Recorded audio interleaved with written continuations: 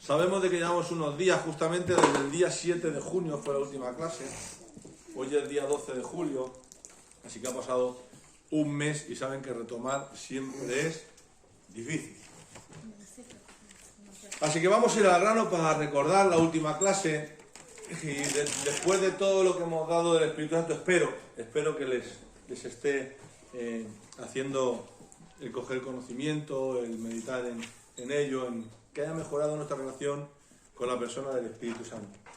Y decirles, bueno, de que estuvimos hablando, para hacer un poquito de memoria, que el Espíritu Santo fortalecía al creyente y revelaba a Cristo, ¿vale?, con mayor intensidad en nuestras vidas y a través de ellas. Y vimos un texto, ¿vale?, que se encontraba en Efesios capítulo 3, versículo 16, 17, 18 y 19, dice: para que os dé, conforme a las riquezas de su gloria, el ser fortalecidos con poder, ¿dónde? En el hombre interior, por su Espíritu. Y aquí podríamos abrir una pregunta: ¿con qué propósito? Para que habite Cristo por la fe en vuestros corazones, a fin de que arraigados y cimentados en amor, seáis plenamente capaces de comprender con todos los santos cuál sea la anchura, la longitud, la profundidad, la altura, y de conocer el amor de Cristo que excede a todo conocimiento, para que seáis llenos de toda plenitud de Dios. Aquí habla de toda plenitud, de toda la llenura del Espíritu Santo. Amén. Así que bueno, estuvimos viendo pues un montón de cosas del Espíritu Santo. Por ejemplo, estuvimos viendo que el Espíritu Santo también guiaba a los hijos de Dios. Estuvimos viendo de que, bueno, es un privilegio el poder ser guiados por el Espíritu Santo, porque en esta caminata, el saber de que tienes a la persona omnipotente, omnipresente, omnisciente como guiador en este camino, pues creo que es un gran privilegio para nosotros, que somos imperfectos, no somos omniscientes, no somos omnipresentes, ¿vale? Creo que nos conviene dejarnos guiar por el Espíritu Santo en todas nuestras maneras de caminarnos en esta vida, ¿ven? También estuvimos diciendo que el Espíritu Santo ejecutaba el oficio como consolador, y bueno, estaremos hablando de esto ahora más adelante, y podríamos ver ciertos textos que los veremos ahora. Y también estuvimos hablando que el Espíritu Santo producía frutos en la vida del creyente, que también estaremos hablando más adelante, para tomarlo, como decirlo aquí, parte por parte y no mezclar, ¿vale? Estuvimos viendo la obra del Espíritu Santo en relación con el ministerio o servicio, ¿vale? Ustedes se acordarán que leímos, bueno, estuvimos tocando de que el Espíritu Santo, pues bueno, siempre está hablando de la impartición o el desarrollo de la vida espiritual a nivel personal, convertirnos, madurar, dejar ciertos hábitos, ¿vale?, a nivel personal. Pero también estuvimos viendo de que el Espíritu Santo tiene en gran parte una relación vital con el ministerio y el servicio efectivo, con esa obra de servicio y con esa obra de ministerio. Tiene una obra vital dentro del reino de Dios. Y bueno, estuvimos viendo de que en Zacarías 4:6 dice, esta palabra vino a Zorobabel, que dice: no con ejército, no con fuerza, sino con mi Santo Espíritu, ¿vale? Y también estuvimos viendo que, bueno, el Espíritu Santo bautiza y llena a los creyentes dándoles poder para servir. Por ejemplo, estuvimos hablando de la gran comisión del Evangelio de Marcos, cuando le dice: y por todo el mundo y predicad el Evangelio de la criatura. ¿Y qué estuvimos viendo? De que en el capítulo 24, versículo 49 de Lucas, Cristo les dice: pero quedaos vosotros en la ciudad de Jerusalén hasta que seáis embestidos de poder de lo alto. Vale. Es más, en Hechos, cuando en el capítulo 1, en el versículo 8, cuando dice: revélanos cuando vendrá el implantar tu reino, dice: no es a vosotros el conocer esto, pero recibiréis poder de lo alto y me seréis testigos en Jerusalén, en Judea, en Samaria, hasta los confines de la tierra. Y entendíamos de que una cosa es ser templo del Espíritu Santo, otra cosa es ser lleno del Espíritu Santo, o ser bautizado por el Espíritu Santo, ¿vale? Y estuvimos viendo, bueno, unos pocos de detalles sobre todo esto, ¿vale? Y estuvimos también, pues bueno, viendo cómo el Espíritu Santo da poder para predicar la palabra de Dios, ¿vale? Que si no es por el Espíritu Santo, mira, si no es por el Espíritu Santo, ni una predicación puede tener efectividad, ¿Verdad? ni una doctrina se puede mantener. Si no es por el poder del Espíritu Santo. Y el mismo Pablo testifica en 1 Corintios 2:4, dice: y ni mi palabra ni mi predicación fue con palabras persuasivas, de humana sabiduría, sino con demostración del Espíritu Santo y de poder. Él mismo lo estaba diciendo, y también en 1 Tesalonicenses también hace una referencia que es tremenda. Dice: pues nuestro evangelio no llega a vosotros en palabras solamente, sino también en poder, en el Espíritu Santo. Porque si no hay esencia de poder a través del Espíritu Santo, nuestra predicación, nuestras formas, va a ser complicado de que tengamos efectividad. Y hasta el mismo Cristo dice que el Espíritu Santo está sobre mí, por cuanto me ha ungido, ¿para qué? Para dar buenas nuevas a los pobres. Me ha enviado para sanar a los quebrantados de corazón, a pregonar la libertad a los cautivos, dar vista a los ciegos, a poner en libertad a los oprimidos. Versículo 19, a predicar el año agradable del Señor.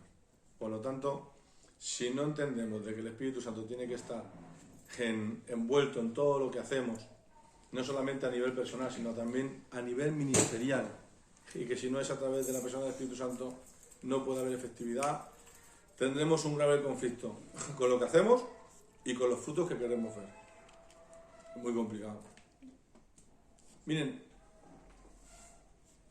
está grabándose, pero debería de contarles una experiencia, ¿vale?, que yo tuve el otro día, y es que a través de ver predicaciones.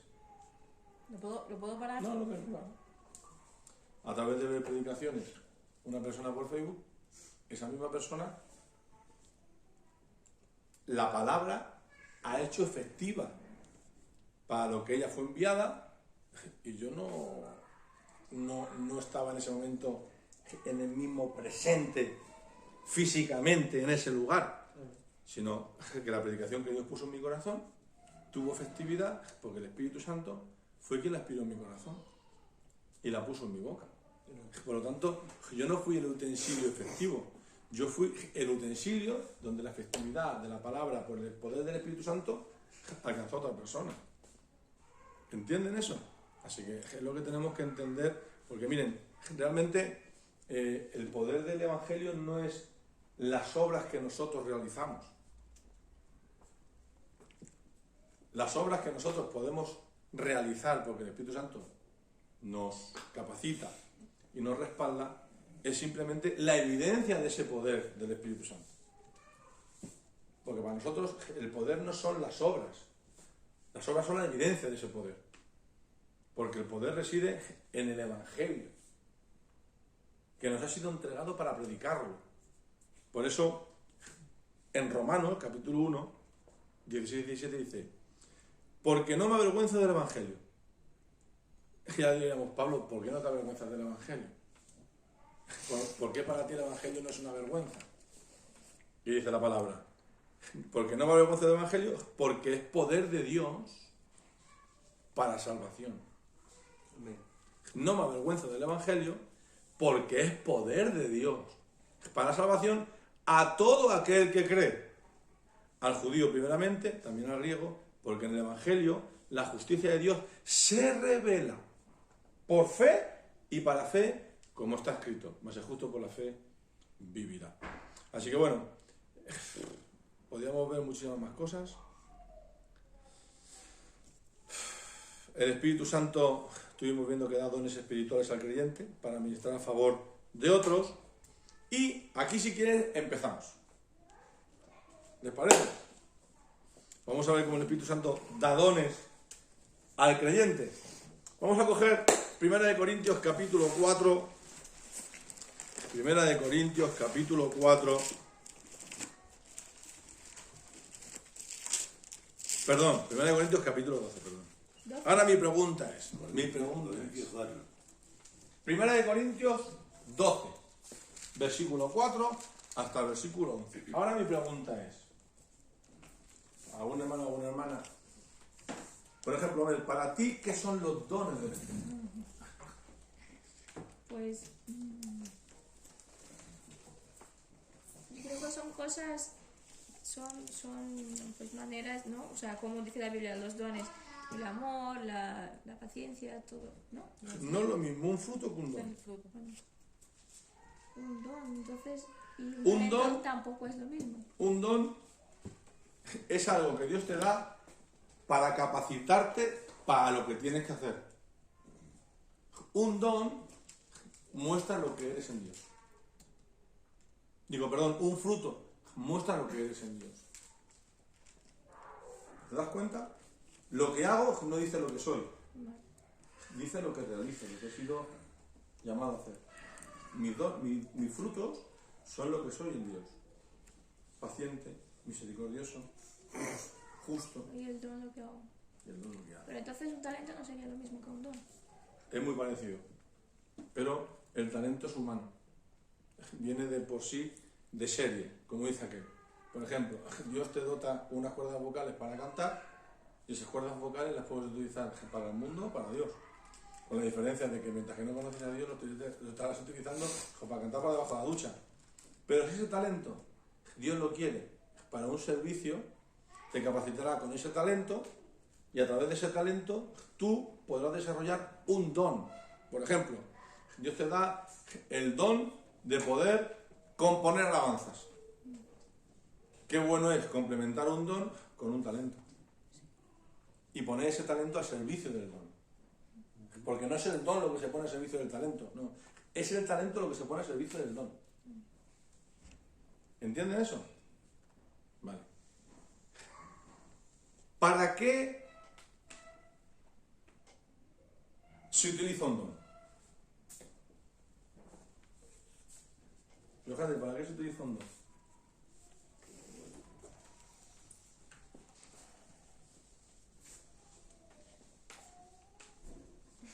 Y es que me he liado con los talentos y los dones. Sí, yo también lo entendí. El talento es algo, mira, el talento es algo que viene adherido a nosotros, humanamente. Por ejemplo, tú no necesitabas conocer a Dios para ser manitas. Tú eres una persona que eres hábil, trabajando en cualquier cosa. ¿Vale? Eres hábil. Naces así porque Dios ha puesto en ti esa habilidad. ¿Vale? Ha puesto en ti Dios esa habilidad. Pero ahora, cuando tú conoces a Dios, ¿vale? Por ejemplo, Dios te da un don. Y ese don lo tienes que poner al servicio de la iglesia. Y ese don, por ejemplo, es un don de servicio en ayuda a los hermanos. O en ser una persona que te gusta tener como diácono en la iglesia. Pues ese talento lo pones al servicio del don. ¿Vale? Pero el servicio del don, el don no se pone al servicio del talento. ¿Vale? Es al contrario. Mis capacidades humanas que vienen de serie, El lo pongo. el hablar en lengua Eso es un don. es un don. Claro. Para edificar la iglesia, Las lenguas no. no los dones. Esa es la especificación. El don se utiliza para edificar la iglesia. ¿Cómo? Poniéndolo a servicio de los demás. Miren, vamos a leer tres citas bíblicas. Vamos a leer 1 Corintios capítulo 12, versículo 4 hasta el 11, Romanos capítulo 12, versículo 6 hasta el 8, ¿vale? Y con estas dos vamos a estar sacando los dones, ¿vale? Y vamos a ver profundamente esta sección que vamos a ver más adelante. Vamos a leer. Dice, ahora bien, ¿hay diversidad de qué? De dones. El apóstol Pablo está diciendo que hay diversidad de dones. Es decir, los dones es algo obvio dentro de la iglesia en el cual el Espíritu Santo es quien tiene el señorío de ella. ¿Se dan cuenta? Aquí dice claramente, ahora bien, hay diversidad de dones. Pues el Espíritu, pero el Espíritu es el mismo. ¿Por qué? Porque el Espíritu Santo es uno, pero los dones tienen diversidad. ¿Vale? Y dice, y hay diversidad de ministerios, pero el Señor es el mismo. Porque sabemos que hay diversidad de ministerios, ¿no? Está el evangelista, el pastor, el maestro, etc. ¿Vale? Otras veces de servicios. Y hay diversidad de operaciones, pero Dios, que hace todas las cosas en todos, es el mismo. ¿Qué es una operación? ¿Qué diferencia hay entre don, ministerio y operaciones? Angélica, tú esto no contestes. Operaciones es que Dios se mueve a través de las diferentes hermanos y hermanas de la iglesia en momentos puntuales como Él quiere. ¿Verdad? Porque una cosa es una operación puntual, momentánea, y otra cosa es un don. El don está en aquel que lo ejerce, siempre. El ministerio es un llamado a una ejercitación o a un servicio, ¿vale?, de Dios en una persona para la iglesia, dentro de la iglesia. Y las operaciones son momentos en los cuales Dios se manifiesta a través de hermanos y hermanas en diferentes momentos y en diferentes movimientos que el Espíritu Santo quiere en ese momento. Por ejemplo, algo que a mí me llama mucho la atención, que por cierto, ahora en este tiempo parece ser que hay un poquito más de dificultad con estas cosas porque la gente tiene muchas corrientes, momentos de oración, momentos de ayuno. De repente un hermano tiene una visión. ¿Eso es un don? No, eso es una operación. Por ejemplo, hemos visto de que Dios ha llegado en algún momento y a una persona que no es profeta, ni tiene el don de profecía, Dios la ha tomado en un momento y Dios en ese momento ha hablado a través del hermano de la hermana. Eso es una operación.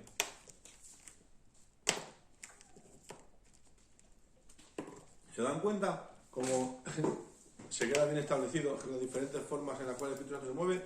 A través de dones, a través de ministerios, a través de operaciones. ¿Vale? Seguimos.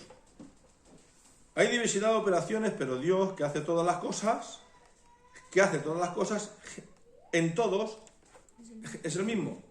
Pero a cada uno le es dada la manifestación del Espíritu para provecho. ¿Se dan cuenta? Lo que dice aquí, dice, pero a cada uno... No, estamos en Corintios todavía. Corintios 12. Pero a cada uno le es dada la manifestación del Espíritu. ¿Cómo se puede manifestar el Espíritu? A través de dones, a través de ministerios, a través de operaciones o manifestaciones. ¿Se dan cuenta? Ya son tres cosas diferentes, ¿no? Ya son tres cosas diferentes. Son tres cosas diferentes, pero que cada una de estas cosas se da, ¿para qué? Para provecho de uno mismo. Pero a cada uno le da la manifestación del Espíritu para provecho, ¿vale? Si quedáramos en el provecho personal, no podíamos ser de provecho colectivo. ¿Entienden esto? Por ejemplo, las lenguas son para edificación personal, pero no para señal o testimonio de los creyentes, de los incrédulos. Porque los incrédulos, si a ti te ven o te escuchan hablar en lenguas, no entienden por desconocimiento. Por lo tanto, ¿para quién es el don de lenguas? No, perdón. El don de lenguas es para testificar o dar testimonio a aquellos que no conocen a Dios. Es algo que es una locura, pero es un movimiento que es así. Sin embargo, las lenguas aquí no se edifican, a nosotros mismos, porque es una intercesión en la cual hay una oración del Espíritu para el Espíritu que nosotros no entendemos porque es un misterio, a no ser que haya una interpretación de ellas. ¿Vale? Pero la profecía, ¿para quién es provecho? Para gente creyente. Es decir, para gente que ya cree en Dios, para gente que ya tiene un conocimiento. Por lo tanto, mi manifestación, mi don, la operación de Dios en mí, no solamente me edifica a mí y es de provecho para mí, también es de provecho para el que escucha o para el que tiene esa capacidad de poder Dios hablarle en ese momento, ¿vale? Dice el versículo 8, porque a este es dado, dice, porque a este es dada por el Espíritu la palabra de sabiduría, a otro la palabra de ciencia según el mismo Espíritu, a otro fe por el mismo Espíritu, a otro dones de sanidades por el mismo Espíritu, a otro el hacer milagros, a otro profecía, a otro discernimiento de espíritus, a otro diversidad de género de lenguas, a otros interpretación de lenguas. Pero todas estas cosas las hace uno y el mismo Espíritu, repartiendo a cada uno en particular. Como él quiere. Repartiendo a cada uno como En particular. en particular. Es decir, Dios sabe lo que te tiene que dar a ti, Dios sabe lo que te tiene que dar a ti, Dios sabe lo que Dios me tiene que dar a mí. Pero ahora tengo que hacer una pregunta. Es una pregunta con acceso a otra, ¿vale? Es una pregunta con acceso a otra. La primera pregunta es, ¿sabes qué don te dio Dios? ¿Conoces el don que Dios te ha entregado? No. Entonces, si no conoces el don que Dios te entregó, ¿cómo podrás edificarte? Es uno. ¿Y cómo podrá ser edificación para los hermanos y las hermanas?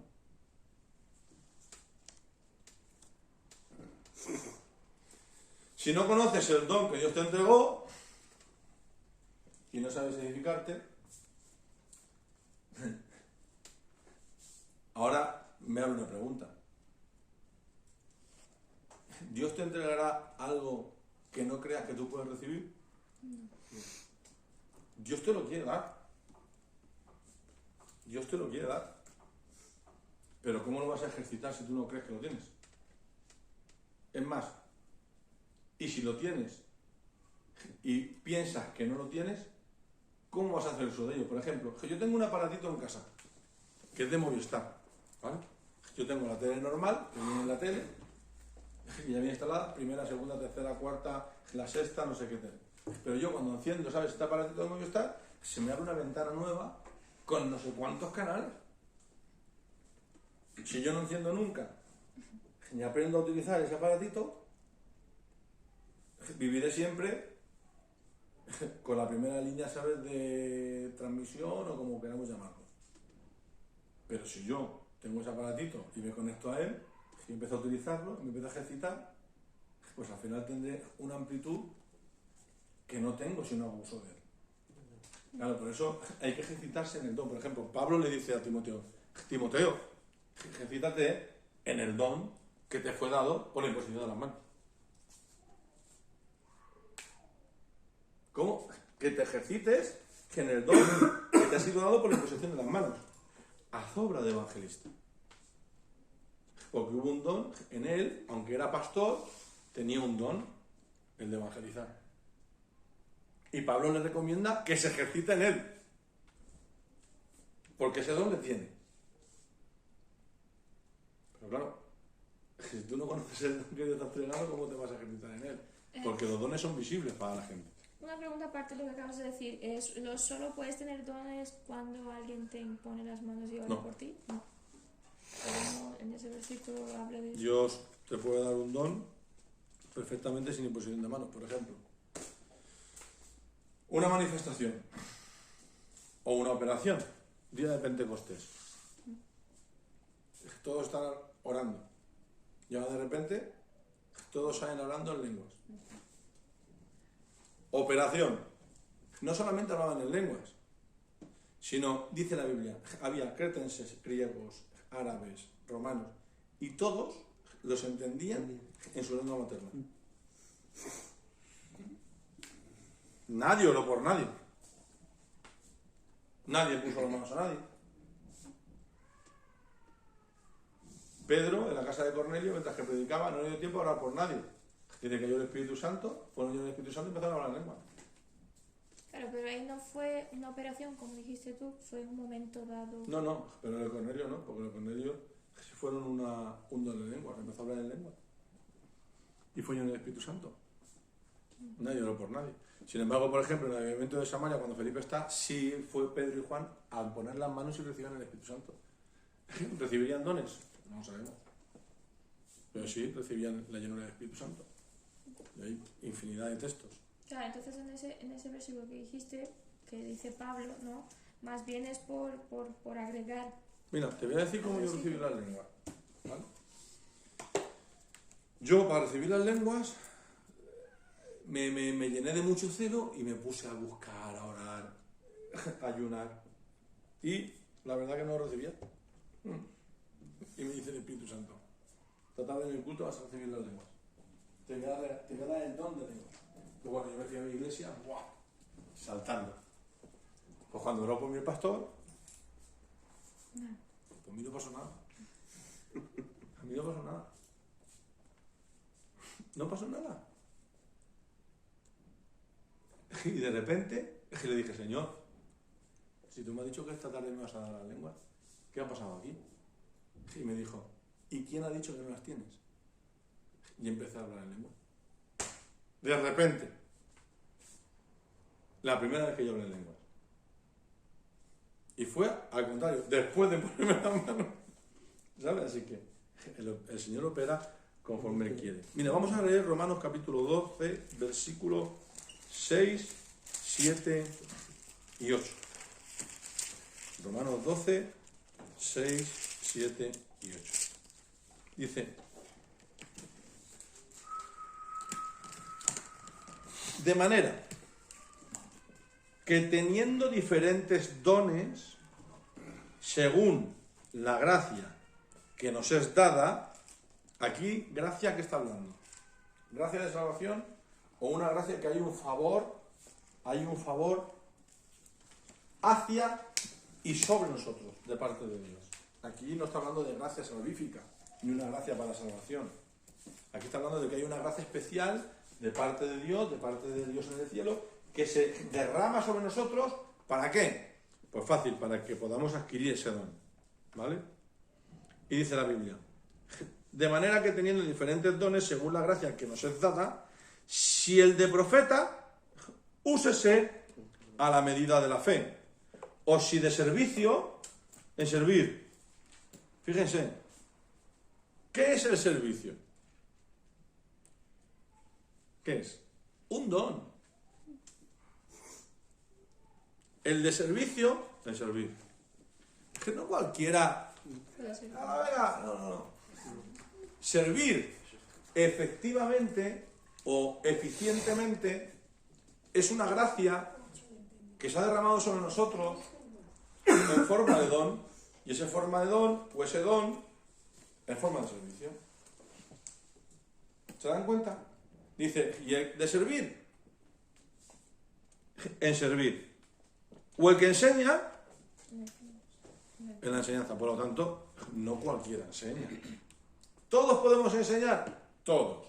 Pero tener un don de enseñanza no es igual que poder enseñar. ¿Por qué? Porque para poder enseñar tienes que ser un buen aprendiz. O más fácil, para poder ser un buen maestro tienes que tener una fácil forma de aprendizaje. Tener capacidad de poder entender lo que aprendes para luego transmitir lo que enseñas con facilidad. Y claro, eso es un don también. No todos son maestros, pero todos podemos enseñar. ¿Se dan cuenta? Vale, seguimos.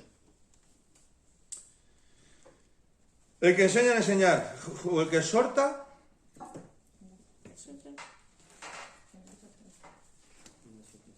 Vale, ¿qué es una exhortación? ¿Qué es una exhortación? Regañar, ¿no? Una corrección, una especie como de regaño, ¿no? Pero no todo el mundo que exhorta. No es lo mismo exhortar que insultar. No es lo mismo exhortar que chocar. Ser un tranvía sin frenos. No. El que tiene el don de la exhortación te exhortará, te dolerá, pero te corregirá. ¿Por qué? Porque es un don dado de Dios. No todo el mundo que exhorta corrige. Hay gente que exhorta y se queda en eso, en la exhortación. Yo soy así. Usted es un pastor, va con pantalones cortos a la enseñanza. Vale, perfecto. Y se queda en eso, pero tú puedes decir, pastor, que llevas una camisa apretada. No, hermano.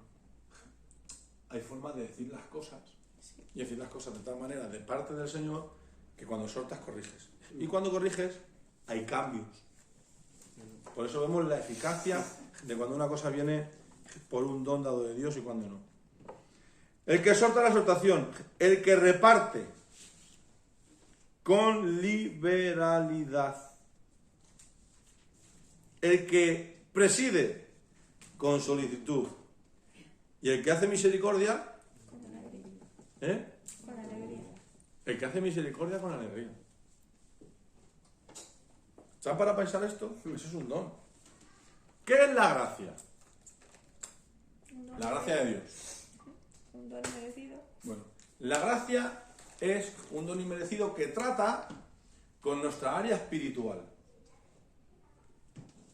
Te doy lo que no mereces. Tú no mereces la salvación de tu alma, pero yo te voy a dar un regalo. ¿Vale? ¿Qué es la misericordia? La misericordia es no te doy lo que mereces. ¿Y con qué trata la misericordia? Con nuestra área más miserable, la área de pecado terrenal, humana. Y esa área en la cual nosotros somos miserables, la misericordia de Dios trata con nuestras miserias, que son conocidas por Él en toda su plenitud, y Dios dice, no te voy a dar lo que te mereces. Voy a renovar mi misericordia contigo. Pues aquí dice, el que hace misericordia con alegría. Es decir, el don de Dios en un hermano o una hermana trata con hermanos y hermanas en áreas difíciles y hace misericordia, pero con alegría. Es increíble. Pues sí que es un don. ¿Eh? Pues sí que es un don. Sí, es un don, sí, porque hay veces que está alguno de hacer... Bueno, vamos a seguir con el tema de la obra del Espíritu Santo en conexión. Quédense con lo que hemos abierto de los dones, va más adelante, pero ahora vamos a ver al Espíritu Santo en conexión con la obra de la resurrección. Vimos al Espíritu Santo en la resurrección de Cristo, ¿vale? Pero vamos a ver la obra del Espíritu Santo, la resurrección del Espíritu Santo con la obra de la resurrección del creyente, ¿vale? ¿Quién cree en la resurrección? Creo que todos, ¿no? Claro.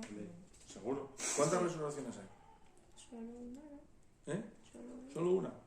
¿Cuál? A ver, yo lo que estuve estudiando con el tema de la prédica de la resurrección la otra vez, hay partes de la Biblia que llama resurrección también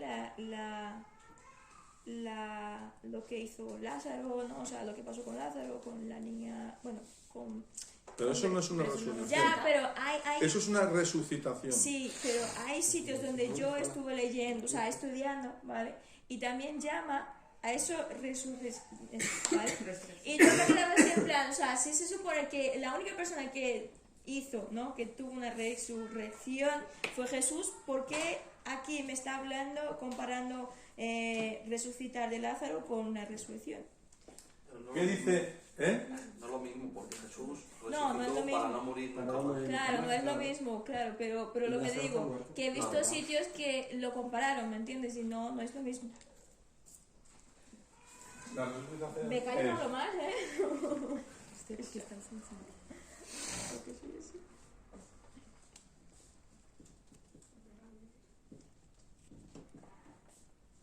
Volver a vivir para morirse otra vez. Sí.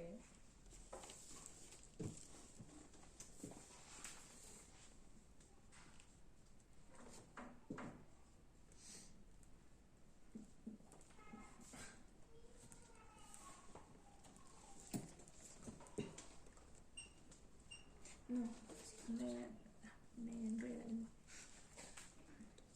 No, se suena como J.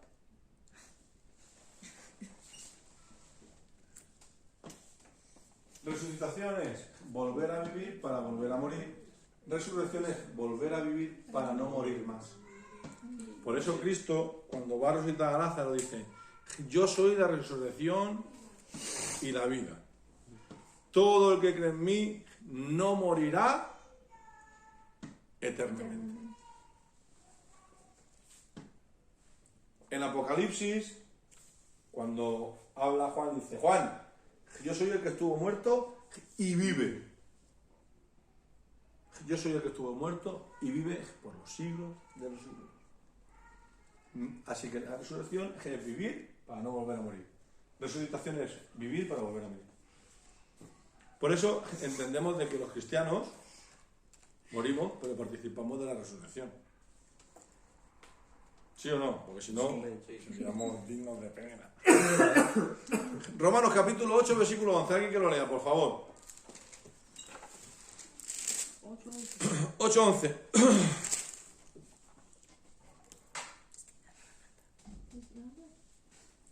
Y si el espíritu de aquel que levantó de los muertos a Jesús mora en vosotros, el que levantó a los muertos a Cristo, Jesús vivificará también vuestros cuerpos mortales por su espíritu que mora en vosotros. Vale. ¿Qué vivificará? ¿Qué vivificará? Al igual que el espíritu que levantó de los muertos a Jesús, ese mismo espíritu mora en nosotros. El que levantó de los muertos a Cristo Jesús, ¿quién fue? Lo vimos otra vez. El Espíritu Santo, ¿vale? Pues Él vivificará también vuestros cuerpos. Mortal. ¿Vuestros cuerpos? Mortal. ¿Cuál es el cuerpo mortal? La carne, La ¿no? carne. El que estamos viendo, ¿no? Corruptible. El que estamos viendo. Dice que Él lo vivificará. Habrá una diferencia, evidentemente, que ahora lo estaremos viendo. ¿Por qué, pastor, vivificará nuestros cuerpos mortales por el Espíritu Santo que mora en nosotros? Porque el cuerpo humano es una parte definitiva e importantísima de nuestro ser. Dios no va a cambiar nuestro ser en lo que es la composición de Él. La composición de nuestro ser es cuerpo, alma y espíritu. Pero sí cambiará nuestra esencia. De un cuerpo corruptible a un cuerpo incorruptible. De un cuerpo mortal a un cuerpo inmortal. De un cuerpo que no es glorificado a un cuerpo que será plenamente glorificado en el Señor. Será como Él. Como Él. ¿Vale? Vamos a leer Romanos 8:23, por favor.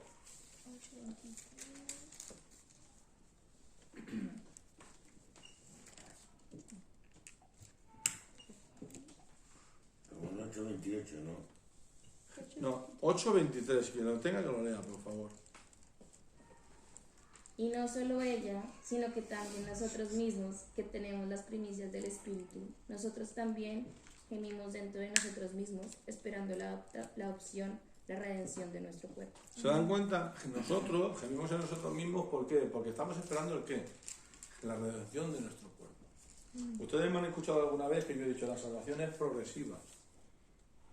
Y no tenemos la plenitud de la salvación. Tenemos la posición de salvos y somos salvos plenamente. Pero no estamos todavía en un cuerpo que haya sido redimido, porque estamos encerrados en un cuerpo de pecado. ¿Sí o no? Sí. Por lo tanto, hasta que no seamos tengamos la redención plena en un cuerpo glorificado que no tenga sentimientos de pecar, no tenga necesidades de pecar, tenemos un cuerpo que no sea contrario a la voluntad del Señor, no tendremos lo que es la plenitud de la redención. Por eso el Espíritu Santo viene a hacer eso y para eso necesita la resurrección. Por lo tanto, quien quiere ser plenamente redimido tiene que entender que la muerte es parte de Dios. Porque sin muerte no hay resurrección. ¿Verdad? Por lo tanto, necesitamos eso. Ahora mi pregunta, voy a hacer una pregunta aquí. No me respondan. Abro un paréntesis, cierro un paréntesis. Si necesitamos de la muerte para ser totalmente redimidos, en la resurrección, los que no hayan muerto, ¿cómo serán plenamente redimidos?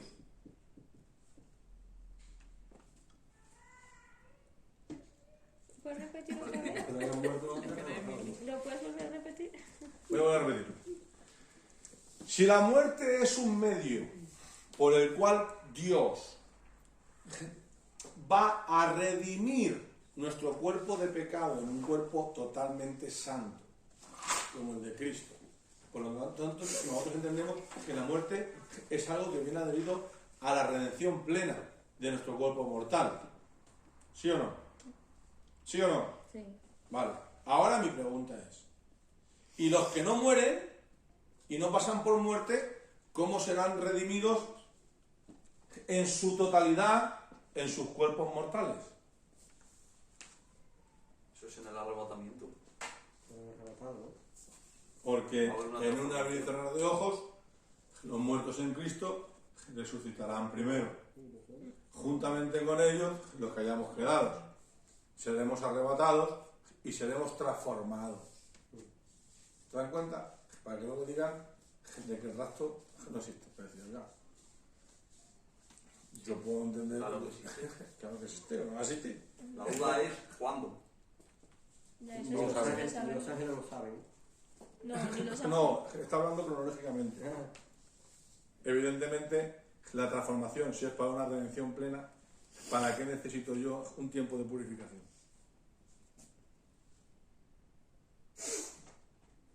Si yo tengo una transformación plena, cuerpo, alma y espíritu, ¿para qué necesito un tiempo de purificación como es la 70ª semana de Daniel, la gran tribulación? Pero la resurrección va a ser en la segunda venida, ¿no? La de otros, no de la iglesia no. Porque la iglesia ya no está Claro, en pero la dice tierra. primero los muertos en Cristo, Y juntamente en nosotros. la segunda venida. Y después el arrebatamiento No. de los que hayan quedado. La segunda venida no es antes del rapto, ni en el rapto. La segunda venida es después de la gran tribulación, después de esos 3 años y medio. 3 años y medio de paz fingida, 3 años y medio de gran tribulación. Cronológicamente. La cruz, ¿vale? No lo creo. Pienso mucho en esta línea. Rapto, ¿vale? Automáticamente.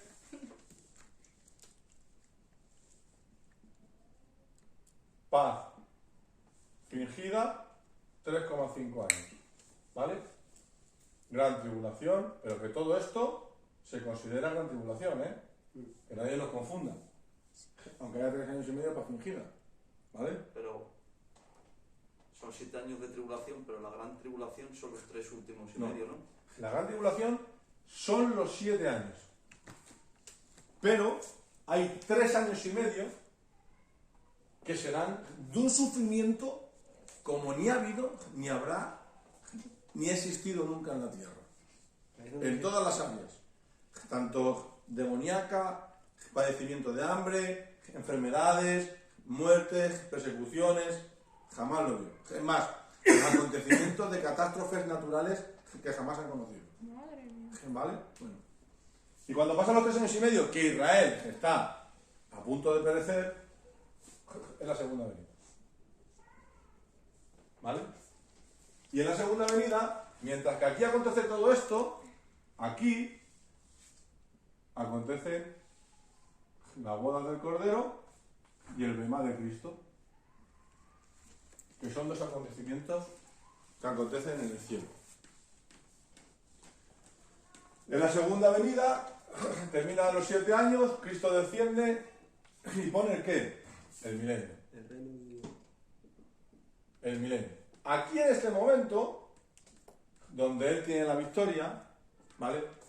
Aquí van a entrar gente viva. Van a entrar gente viva. Porque la gente que muera en la gran tribulación, ¿vale? Esa gente se ve en el cielo. Porque han muerto por el testimonio del Cordero. Aquí va a entrar gente viva. Y gente que sea de Israel y gente que ha tenido fe. Los otros, todos los demás, dice la Biblia, serán mandados al lagar donde serán pisoteados y sus cuerpos lo comerán las aves de rapina. No quedará ninguno. Lo destruirá a todos.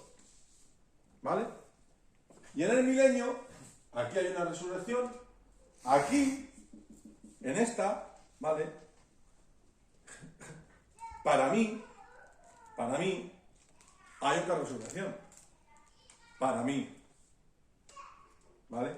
Para mí, porque aquí podemos debatir. Pero aquí, en la finalidad del milenio, está en el trono blanco y aquí ya no hay más. Dice que los muertos, dice que el mar devolverá hasta los muertos. ¿Vale? Que entendemos que hay una resurrección. ¿Para qué? Para un juicio. Esa es la cronología de lo que nosotros estamos hablando. Y nosotros sufriremos esa resurrección. Esa transformación de nuestro cuerpo mortal, lo sufriremos ahí. Pero entonces, nosotros vamos antes que... Si nosotros quedamos hasta la... Somos arrebatados, Claro. somos resucitados antes que los que van primero, antes que los que han muerto. ¿Cómo? No. Si nosotros no morimos y somos transformados, arrebatados, estamos cambiando el orden de lo que dice la Biblia. Dice, los muertos en Cristo, los Resucitarán muertos primero. resucitarán primero. Los muertos que en han Cristo. muerto resucitarán primero. No. Los muertos en Cristo. Los muertos en Cristo. Claro, en Cristo. Los cristianos. Los cristianos. La iglesia de Cristo que durmió. Claro. La gente normal no será en el milenio.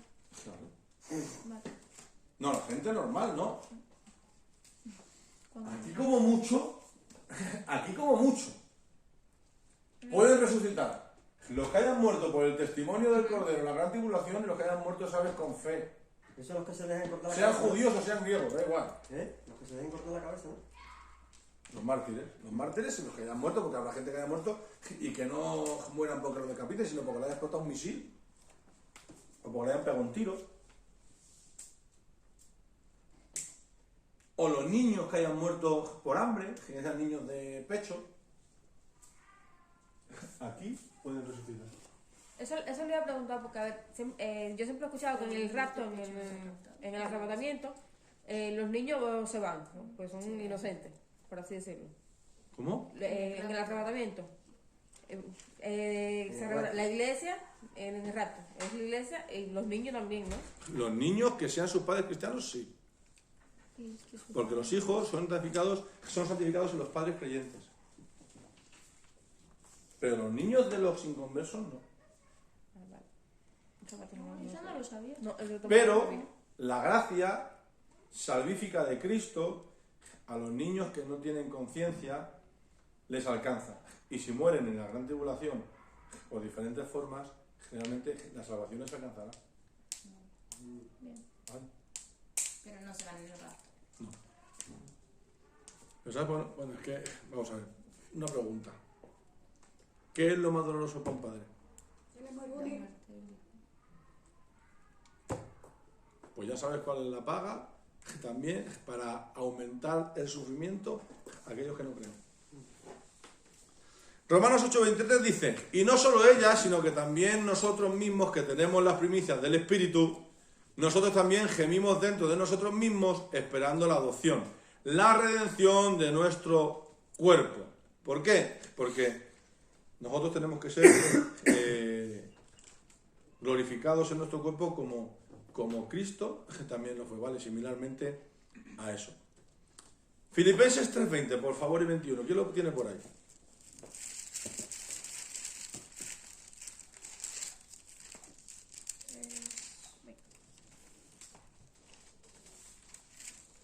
Léelo, Moisés. Mas nuestra ciudadanía está en los cielos, de donde también esperamos al Salvador, al Señor Jesucristo, el cual transformará el cuerpo de la humillación nuestra para que sea semejante al cuerpo de la gloria suya, por el poder con el cual puede también sujetar a sí mismo todas las cosas. ¿Te dan cuenta? Porque nosotros seremos transformados. Versículo 3, capítulo 3, versículo 20 y 21. Cristo transformará el cuerpo de la humillación nuestra para que sea semejante al cuerpo de la gloria suya. Semejante, no igual, ¿no? ¿Mm? Semejante y no Es igual. que nosotros no somos Es que no omnipotentes. puede ser. Él sí No, es pero me omnipotente. refiero en el cuerpo, ¿sabes? O sea, Pero- no tendríamos el mismo cuerpo que No Dios. tendremos el mismo Cuerpo cuerpo, sino glorificado. cada Que uno tenemos Jesús- nuestro cuerpo. A lo mejor que Jesús sí, ¿no? Pero que Dios no. ¿Cómo? ¿Cómo has dicho, Moisés? Un cuerpo glorificado. Sí, en esencia como él, pero no como el de él, sino semejante al de él. en gloria, en esencia, pero no en forma ni en, ¿sabes? Sí. Vamos al punto, el Espíritu Santo nos da un gozo anticipado de esta resurrección a sanar nuestros cuerpos.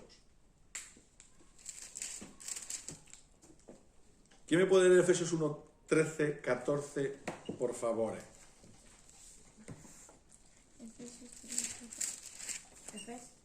En Efesios capítulo 1, versículo 13 y 14. Léelo, Johandri. En él también vosotros, habiendo oído la palabra de verdad, el evangelio de vuestra salvación, y habiendo creído en él, fuisteis sellados con el Espíritu Santo de la promesa, que es las arras de nuestra herencia hasta la redención de la posesión adquirida para la alabanza de su gloria. Bueno, si ustedes se dan cuenta aquí, ¿vale? Cuando dice el Espíritu Santo son las arras, es como, digamos, es un anticipo o una garantía de nuestra herencia que vamos a adquirir, ¿vale? Por lo tanto, lo que nosotros tenemos son, con esta promesa que nosotros hemos tenido, danos el Espíritu Santo y el que sea nuestras arras, ¿vale? Es una garantía de la redención o de la posesión que vamos a alcanzar. Por eso nosotros tenemos un gozo anticipado. ¿Por qué? Porque entendemos que el Espíritu Santo nos testifica que al igual que Cristo era y es el Hijo, nosotros somos hijos. Y al igual que nosotros somos coherederos con Cristo, también somos herederos juntamente con Él para alcanzar la herencia que nos está prometida. ¿Cuál?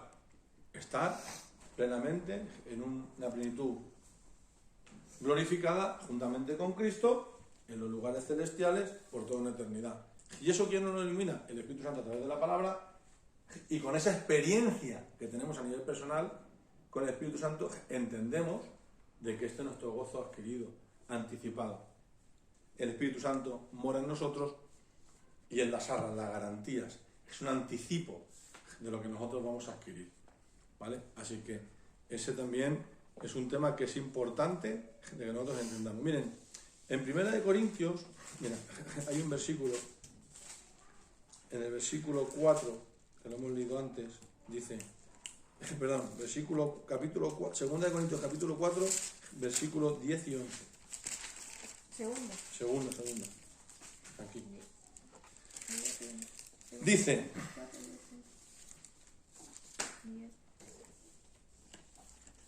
llevando en el cuerpo siempre por todas partes la muerte de Jesús, para que también la vida de Jesús se manifieste en nuestros cuerpos.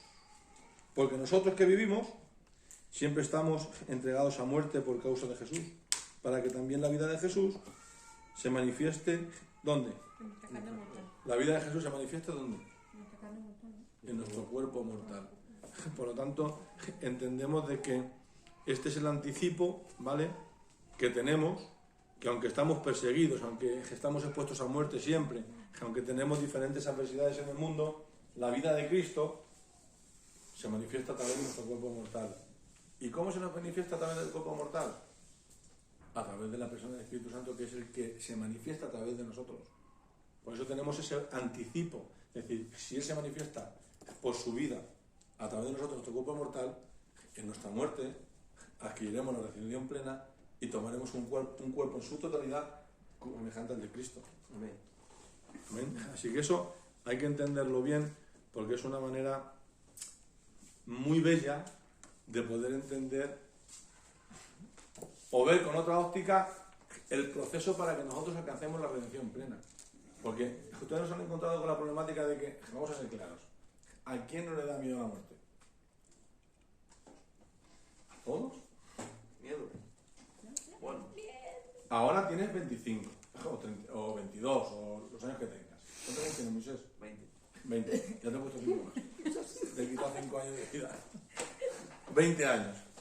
Pero, conforme va llegando el tiempo, te haces preguntas. Te haces preguntas no solamente a nivel personal, porque también tienes personas que te rodean. Y esa misma experiencia, hay un refrán que dice, ese peine pasa por todas las cabezas. ¿vale? Por lo tanto, es algo que tenemos que aprender a convivir con ello. Pero claro, no es lo mismo convivir con ello sin fe que convivir con ello con fe. Sí, es verdad. ¿Por qué? Porque mi fe me lleva a tener una esperanza y mi esperanza es comprensible. Pero comprensible a través de una mente renovada en el espíritu y el entendimiento. Por lo tanto, yo entiendo de que yo puedo conocer muerte, pero también conocer una vida eterna. Amén. Yo puedo conocer muerte, pero yo no muero, yo duermo. Yo puedo desgastarme en este cuerpo interior, pero hay uno en mi interior que está creciendo. Yo puedo tener un cuerpo que es polvo de la tierra y al polvo lo volverá, pero mi Padre que está en los cielos me ha prometido un cuerpo glorificado para toda una eternidad como Cristo. Amén. Por lo tanto, no es lo mismo relacionarte con algo que desconoces y te produce un temor a entender de que eso simplemente es un proceso que el Espíritu Santo va a utilizar para seguir bendiciéndome, para llevarme a otro nivel que aquí no puedo conocer. Mira, fíjate cómo será que dice, y cuando seremos, dice Pablo, dice, ahora conocemos por espejo, pero llegará un momento que le conoceremos como Él nos conoce a nosotros. Aquí eso es imposible. Conocerle a Él como Él nos conoce a nosotros. Con esta mente es imposible. Con estos ojos es imposible. Con estos oídos es imposible. Por lo tanto, entendemos que incluso la muerte, como dice el apóstol Pablo, para Él es ganancia. La muerte para nosotros es ganancia. Para otros es una ruina y una catástrofe eterna. La ruina más grande que van a tener. Pero para nosotros no es la puerta de nuestra ruina, es la puerta de nuestra bendición en toda su plenitud. Claro, no es lo mismo. Si tú te pones a verlo así, Moisés, claro, no tiene nada que ver. Por lo tanto, esto es una forma muy bella de entender de que esto es un proceso en el cual Dios está trabajando con nosotros y que el último escalón a la mayor bendición puede ser este medio. Por eso Pablo dice, hermanos, no quiero que ignoréis, para que no os entristezcáis sobre aquellos que duermen. Hasta el apóstol Pablo da una descripción como diciendo, no, estos duermen. Sin embargo, tú pregúntale a alguien que no tiene fe. A ver cómo te describe la muerte. Lo más bonito que te van a decir es, después de la muerte ya no hay nada. Sí. Es decir, tu vida se queda en un resultado. Hagas lo que hagas, tu resultado, tu producto va a ser nada. Que muerte en verdad significa separación. Sin embargo, nuestra muerte significa pasar la vida. Y el que no haga bien las cosas de Dios es peor que en el mundo. ¿Cómo? El que no haga bien las cosas en Dios es peor que en el mundo. El que no hace las cosas bien en Dios, para mí, Eduardo, que no hace las cosas bien en Dios es porque no conoce a Dios. O hace tiempo que lo desechó. ¿Vale? Porque puedes hacer algo puntual, no hacerlo bien, pero si te arrepientes, pues oye, Dios es justo y bueno para perdonar nuestros pecados. Porque para eso tenemos abogado con Cristo. Si esto es escrito para que no pequéis, pero si alguno hubiere pecado, abogado tiene con Jesucristo. Pero claro, quien hace las cosas mal a propósito y continuamente, hay un problema en todo eso. Un problema grave. Bueno, vamos a hablar ahora del Espíritu Santo como consolador. ¿Alguien me puede decir algo?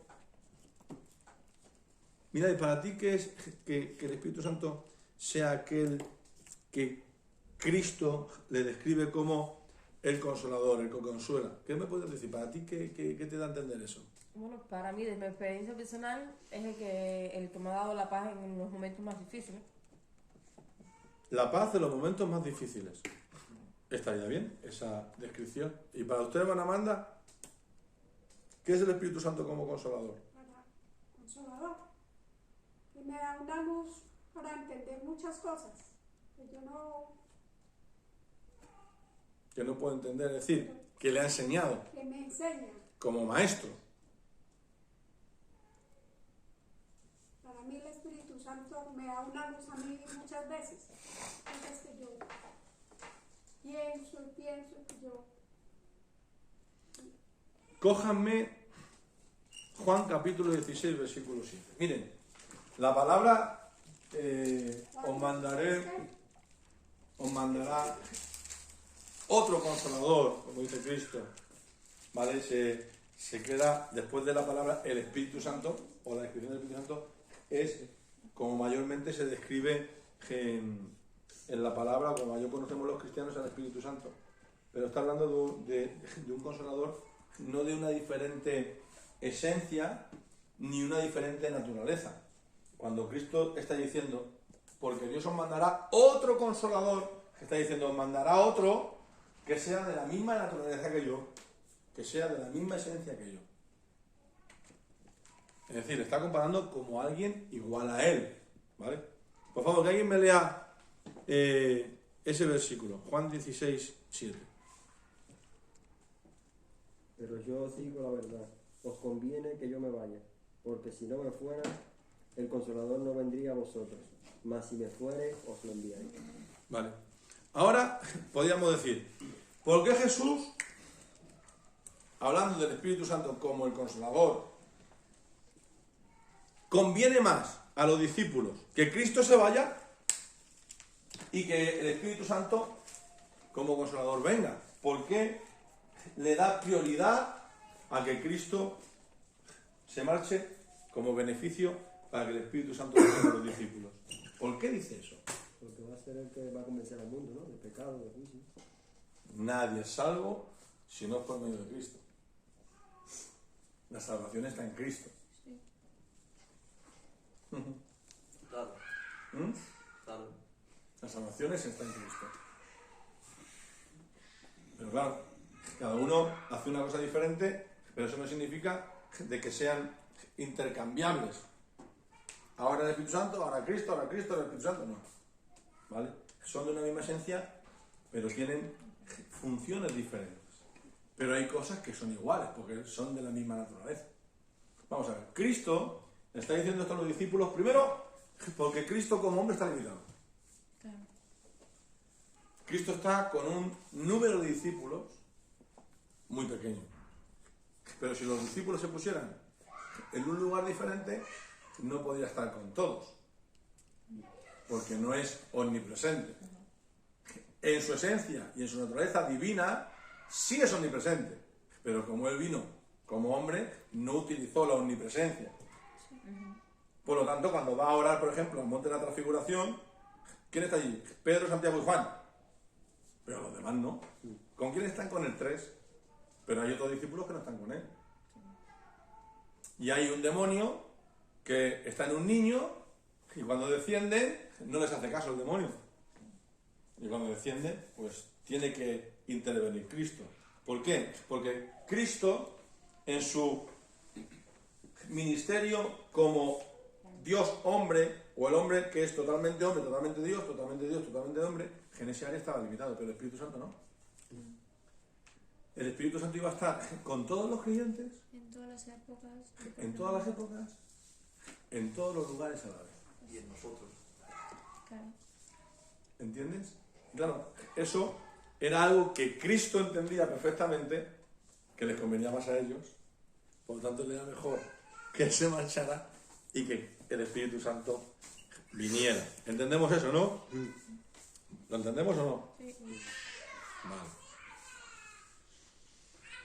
¿Qué más podemos dar por aquí?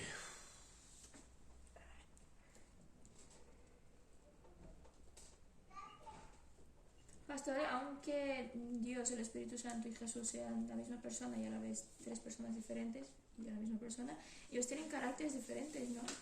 Maneras de actuar diferentes y caracteres diferentes. ¿O ¿Cómo no? van a ser diferentes? En plan, Dios, cuando está solamente Dios en el Antiguo Testamento, se le ve Dios como muy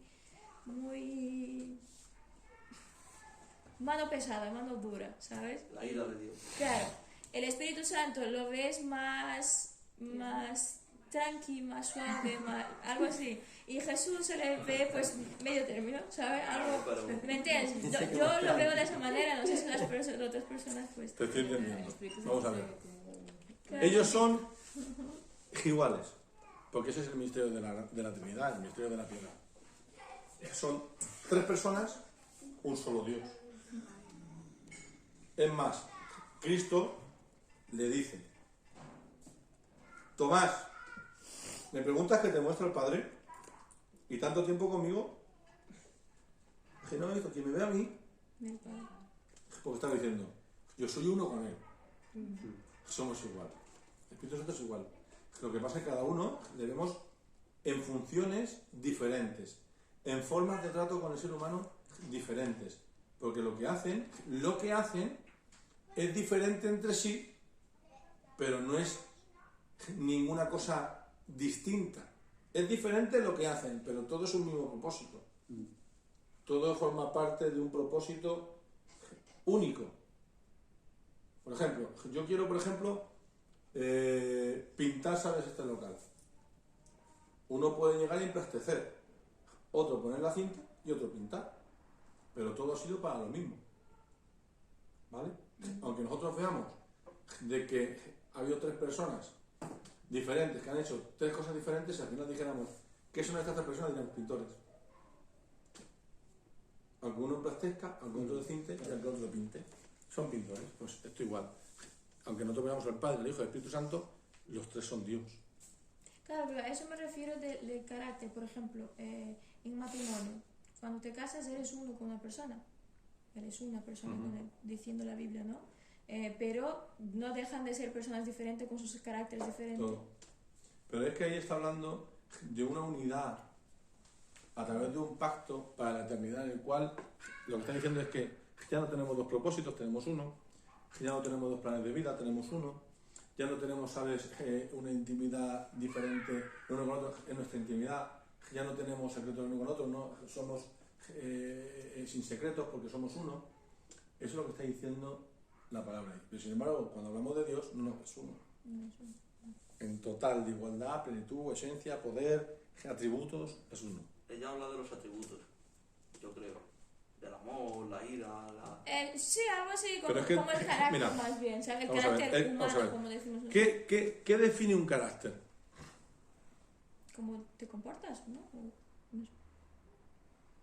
¿Qué define a una persona? Sus atributos, ¿no? Lo que soy. Vamos a ver. Te voy a definir. Eres Mel, Gándara, tal. Bueno, eres paciente, simpática, irascibles en algunos momentos, delicada. Pues te describo. Si tú describes a Dios, Padre, vas a decir: Él es omnipresente, omnipotente, unisciente, tiene amor, misericordia, justicia. Tú describes a Cristo y dices: es omnipotente, omnipresente, tiene misericordia, tiene justicia. Describes a Cristo y dices: es omnipresente, es omnipotente. Es igual. Es igual. ¿Vale? Bueno, seguimos. Dice, capítulo 14, versículo 18, por favor, de Juan, ya que estamos en Juan. Que esto quiero dejarlo claro antes de seguir. ¿Quién me lo puede leer? ¿Juan 14 qué? 18, ¿no? Juan 14, 18, por favor, alguien lo lea. No os dejaré huérfanos, vendré a vosotros. ¿Cómo dice?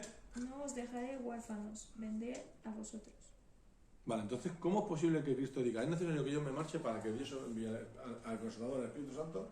Y ahora dice, en el capítulo 14, versículo 18, dice: no dejaré huérfanos, que vendré a vosotros. Son cosas sencillas, detalles de la palabra, que si te paras 2 minutos a meditar en ello, te haces de preguntar: vamos a ver, Señor, si tú te marchas y el Espíritu Santo viene, ¿cómo es posible que me digas que te vas a marchar y ahora nos digas: no os dejaré huérfanos, vendré a vosotros?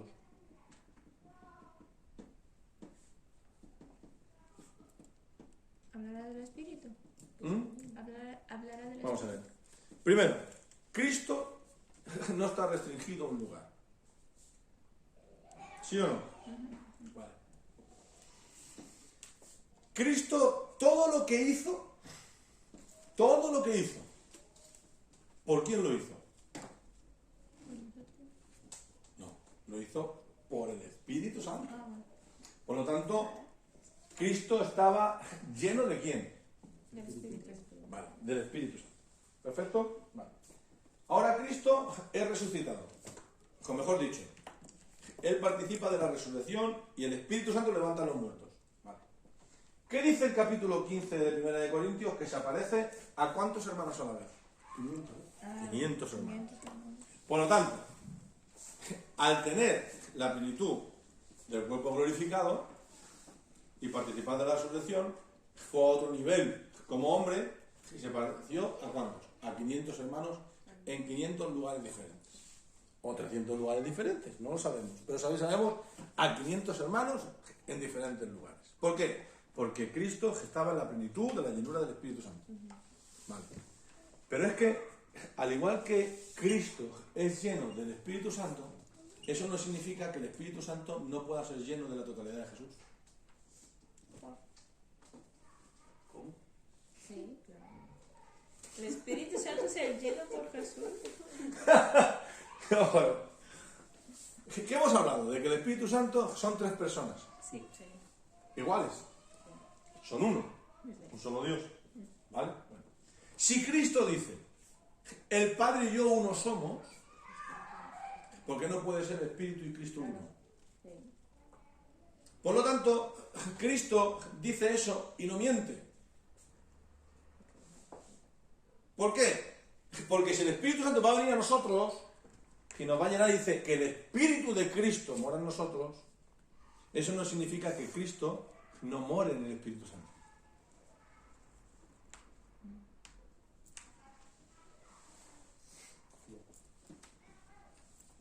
No lo he entendido bien esa, que no.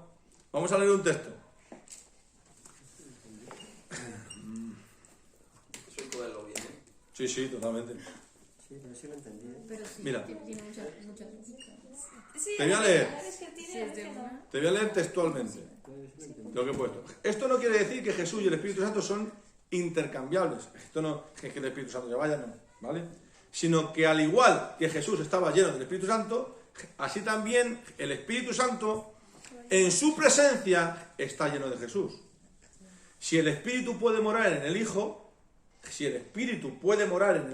en Cristo, entonces el Hijo, en su estado glorificado, puede morar en el Espíritu. Ya. ¿Han entendido eso? Amén. Vale. Jesús estaba en el Padre estaba en Jesús. Sí. Vale. El Espíritu Santo estaba en Jesús, ahora Jesús está en el Espíritu Santo. Vale. Marcos capítulo 16, versículos 19 y 20, por favor. Marcos capítulo 16, versículo 19 y 20. Marcos capítulo 16, versículo 19 y 20. 16, 19, 20. Sí, y yo voy a buscar un texto.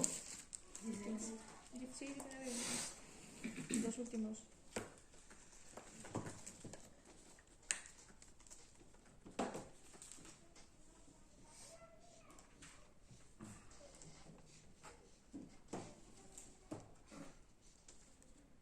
Yo lo puedo leer, que lo lea alguien, ¿no?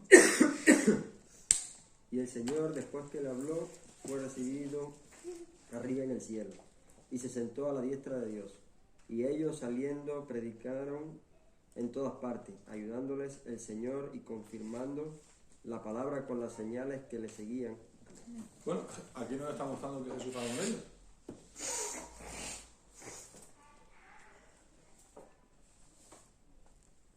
¿Sí o no? Vamos a leer. Y el Señor, después que les habló, ¿fue recibido dónde? Arriba en el cielo. Vale. Y el Señor, ¿quién es el que habla con ellos? ¿Quién es este Señor? Jesús. Menos mal, vamos a ponernos en contexto. Vale, está ahí bien, perfecto. Vale. Digo, como no me lo digan, ¿sabes? Bueno. Y el Señor, Jesucristo, después de que les habló, ¿fue recibido dónde? Ahí se complementa lo que dice. Es que yo me voy. Es necesario que yo me vaya. Es que cuando yo me vaya, El Señor se envía al Consolador. Vale. Y dice, fue recibido en el cielo y se sentó a la diestra de Dios. Perfecto. Ya está. Culminado. A la diestra de Dios. ¿Vale? Y ahora dice, y se sentó a la diestra de Dios. Y ellos, después que esto sucedió, saliendo, predicaron en todas partes. ¿Quién les ayudaba? Ayudándoles en Jesús. El Señor. ¿A quién se refiere? Hablando de A Cristo. A Cristo. A Cristo, Señor. Claro. En la persona del Espíritu Santo. Claro, no, pero ayudándoles el Espíritu. No en Cristo como nosotros tenemos el concepto de Cristo vino a la tierra. No. Ya hay un concepto glorificado. Que el Espíritu Santo está en los discípulos y Cristo, a través del Espíritu Santo, les ayudaba. Porque al igual que Cristo fue lleno del Espíritu Santo, en su forma glorificada de Cristo, el Espíritu Santo puede ser lleno de Cristo. También hay un versículo que dice que Cristo predicó en los tiempos de Noé. Pero no a los tiempos de Noé, sino a los de los tiempos de Noé. Pero en el Espíritu Santo, Claro. Sí. en esa época, ahí está la interpretación de que bajó al infierno y los predicó. No, pero no dice que predicó en los tiempos de Noé. Dice que a los que no creyeron, Yo creo que fueron incrédulos en los tiempos de Noé, el original es que les pregonó su victoria por su incredulidad. Les pregonó su victoria. Pero vamos, eso lo podemos ver cuando es un tema muy bonito, ¿eh? Es que podemos ver muchas cosas. Bueno, dicho esto, ¿el Señor estaba en el cielo, sí o sí? Sí, Sí. Pero también estaba ¿dónde? en la tierra. ¿También estaba dónde? En la tierra ¿A través de qué? del Espíritu Santo. Del poder del Espíritu Santo. A través del Espíritu Santo, a través del poder del Espíritu Santo, ¿vale? Pero... Y ahora mi pregunta es, ¿y esto podría ser posible, lo que estamos hablando?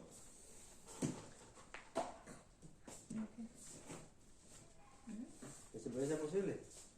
Esto que hemos dicho, que hemos estado hablando.